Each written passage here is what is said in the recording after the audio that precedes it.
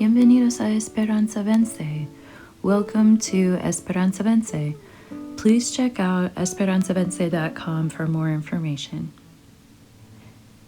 Today we're going to talk about the Star Tarot card.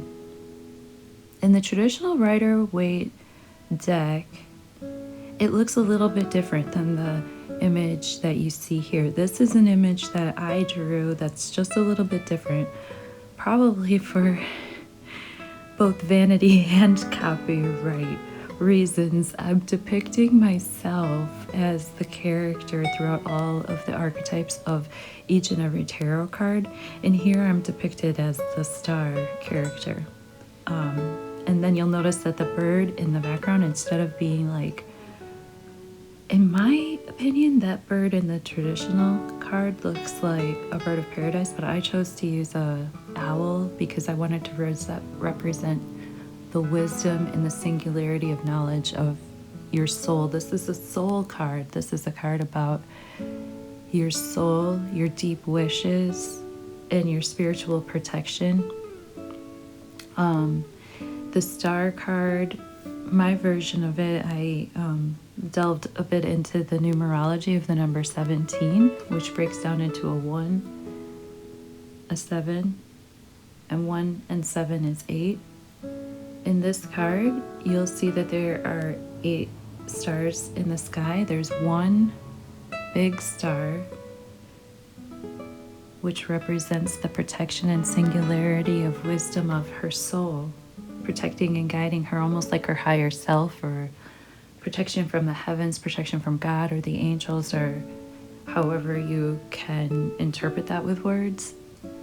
There's 7 smaller stars, you see, and those can represent the gates of heaven. Those can represent your bodily chakras, leading up to that last chakra, which does connect with the heavens, and the knowledge of knowing that there is a bright future ahead of us, and just knowing that and being comfortable in your own skin, and knowing that when you're comfortable in your own skin and you nourish and stir up, okay, with her foot, you see she's kind of stirring the waters, and these ripples have repercussions into the future. So what she is emotionally and physically nourishing right now and blessing right now has hope for the future, and that's what this card is all about.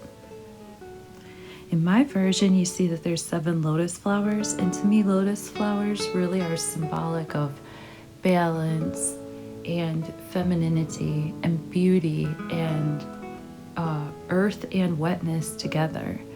I also put exactly 17 little representations of grass out in the background. I wanted to highlight the earth and the sky having this heavenly number together. There's a mountain in the background that represents stability, that represents groundedness. So she's tranquil and balanced on earth and with water. Earth represents, material things. Water represents emotion. And then air, you could see all the stars in the air. There's a lot of air in this card. Half the card is in the sky, and that's all air. And air represents like ideas and thoughts and higher knowledge. Some general keywords to keep in mind when we're thinking about the star card are, of course, Esperanza Vence, hope wins.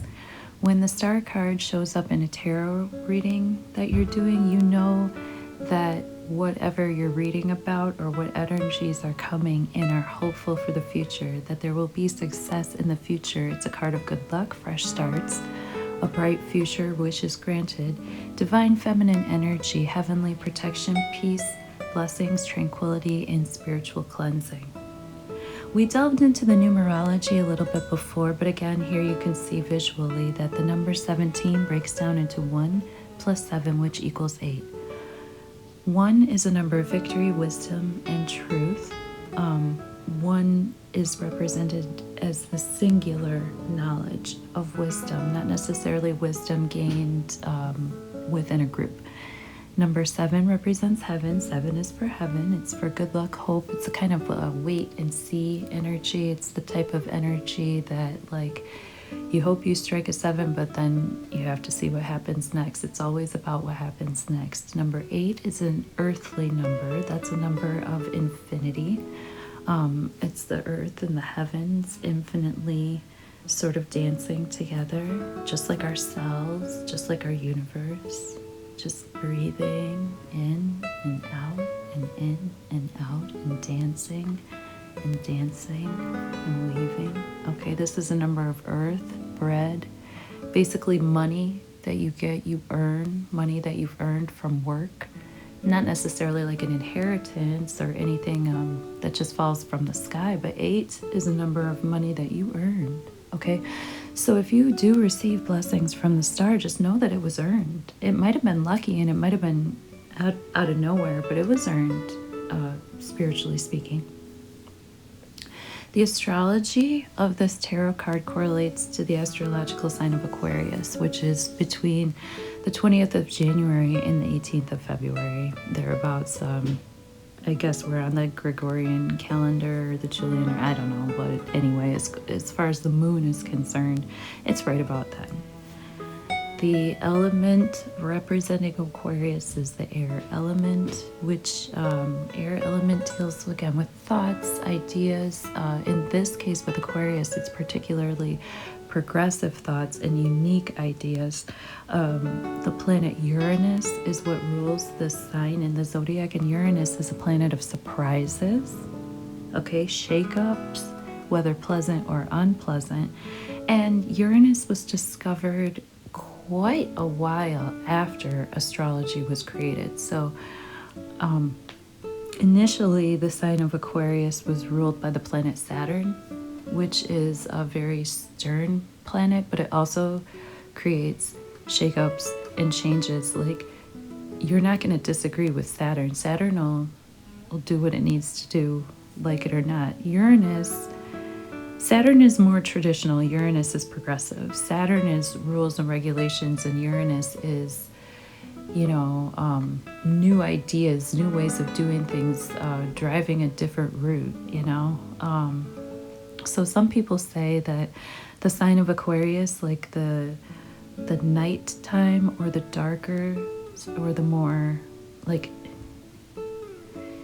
dark side of Aquarius would be the Saturnian influence, and the bright side of Aquarius would be the more Uranian influence. But I guess, as far as tarot is concerned, this is a card just representing someone who believes in personal freedom for the collective. They believe in the freedom to be themselves and to nourish the earth the way that they see fit, but they also believe that for everybody else. It's not a card of selfishness. If the wish comes true, it's because it's best for everybody, not just you, And then I decided to go like a little bit deeper and think about the feng shui representations of these numbers, because like we do exist in space and time. Okay, so the number 1 represents north, who you are, what your purpose is in life, water. Okay, that's also represented in this card. A black tortoise is what represents the north in terms of feng shui. 7 represents the west, metal, and the energy of the white tiger, and 8 represents the southwest, earth, and I would say a pair of mandarin ducks would be a perfect animal representation of the southwest. The southwest represents motherhood, relationships. I'm just getting this visualization of a rose quartz. Okay, rose quartz. That is motherhood, love, home, family energy. Okay, anything that has to do with a pair bonding, basically. So here we have some symbolic ideas of where we can go with this star card. I mean, you can go as shallow or as deep as you want to. You can go as shallow as hope wins. It's a good luck card. And you can go as deep as like some of these other layers that I've just presented to you here. So thank you for listening. I really appreciate your time.